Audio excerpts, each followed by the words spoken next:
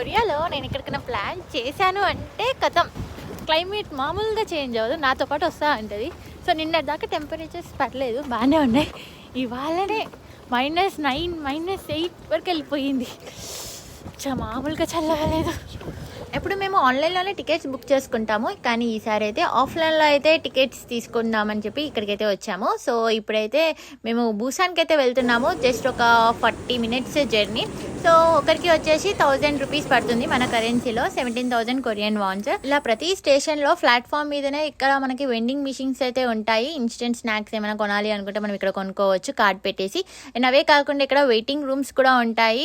ఇంకా మన KTX train అయితే వచ్చేసింది. అందరూ ఇక్కడ బుల్లెట్ ట్రైన్ అని కూడా అంటారు. కొరియాలోనే చాలా ఫాస్టెస్ట్ ట్రైన్ ఇది. మనం ఎక్కడికైనా ఏ ప్లేస్కైనా వితిన్ అవర్స్లోనే మనం వెళ్ళిపోతాము. అండ్ ఇప్పటి నుంచి నా ఛానల్లో అయితే అన్ని కొరియా గురించి అయితే వ్లాగ్స్ అయితే వస్తూ ఉంటాయి. మీరు ఇంకేమైనా తెలుసుకోవాలి అంటే వెంటనే నన్ను ఫాలో చేసి కమెంట్ చేయండి.